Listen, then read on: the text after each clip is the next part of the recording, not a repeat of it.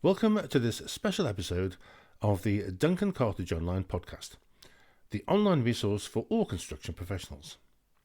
Remember to subscribe through your usual podcast provider so you don't miss out on any updates, and be sure to visit our YouTube channel for additional content. Whether you're a quantity surveyor, construction or project manager, or any other construction professional, Duncan Cartledge Online offers more than 9 hours of video presentations available 24/7 for only £7 a month. Welcome. It's great to have you with us again for another episode. And, as always, I'm joined by Barney, my red Labrador, who helps keep an eye on things and occasionally offers up some invaluable advice. Both Barney and I would be delighted if you could take a moment to write a review. Your feedback means a lot to us. If this is the first time listening to Duncan Cartledge Online podcasts, welcome. Please remember to subscribe and catch up on our previous episodes. To existing subscribers, thank you very much for your continued support. Please help us by spreading the word. In this special episode, we'll be looking at just one topic and ask the question, is a career in construction a good idea?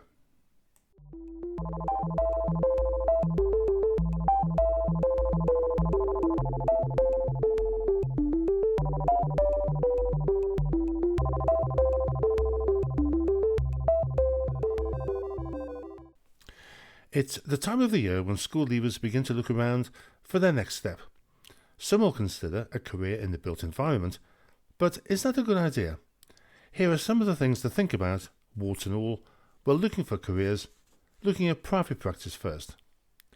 It takes 6 years minimum to become a member of the Royal Institution of Chartered Surveyors, RICS, and 7 years minimum for an architect to be registered with the RIBA, and to become a member of the Chartered Institute of Building takes about 5 to 6 years. The reality is, for many, it takes longer.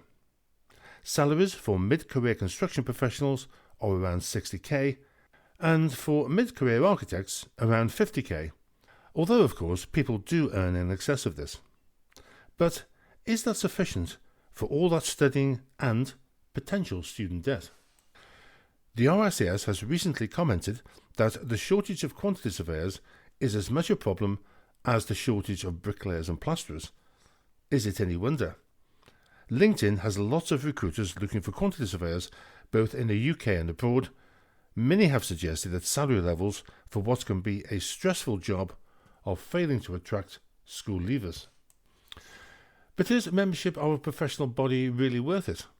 Surveying, unlike architecture, is not a protected title, so why bother, as anybody can call themselves a quantity surveyor?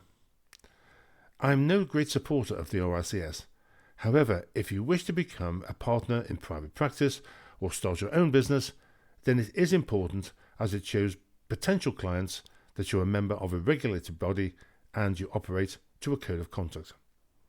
Certainly, if you wish to work for a freelance quantity surveyor, where you could charge up to £450 a day, membership of a professional body is almost essential.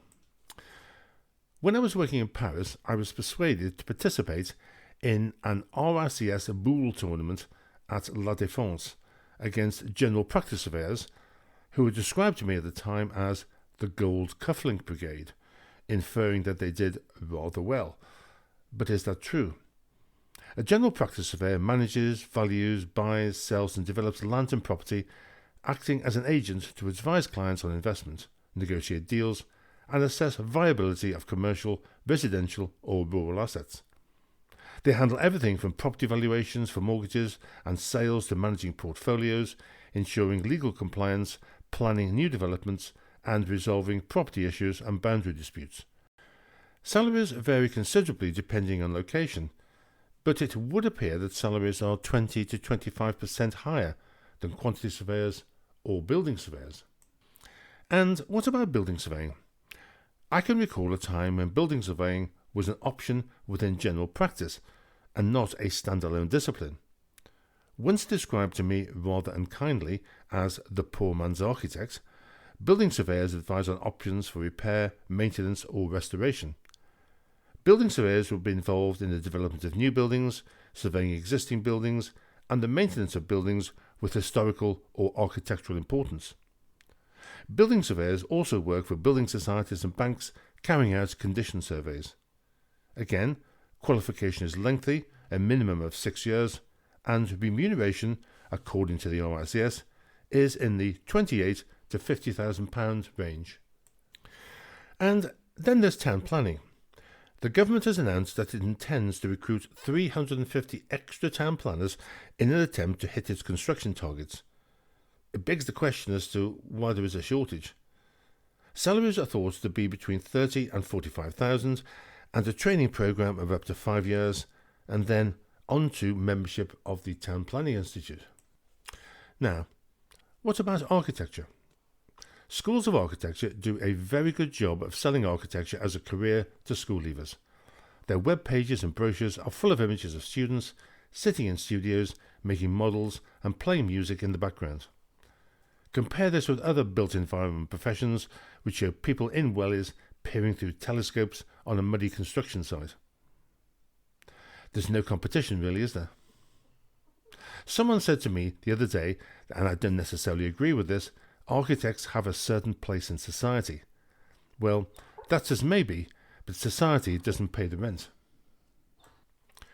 Architecture has been amongst the lowest paid professions in the built environment for decades, made worse since mandatory fee scales were abolished in common with the RICS. A combination of smaller workloads and rising costs for practices has created a crisis in the profession. An increasing tendency is for architect practices engaging in so-called suicide bidding in order to buy clients, working at rates which lose them money but keeping the revenue ticking over. It's no surprise that architects remain so poorly paid compared with other environmental professionals. This practice is also common amongst contractors and subcontractors, and ironically was called out by the RICS during the drop-off of workloads in 2008 as unethical.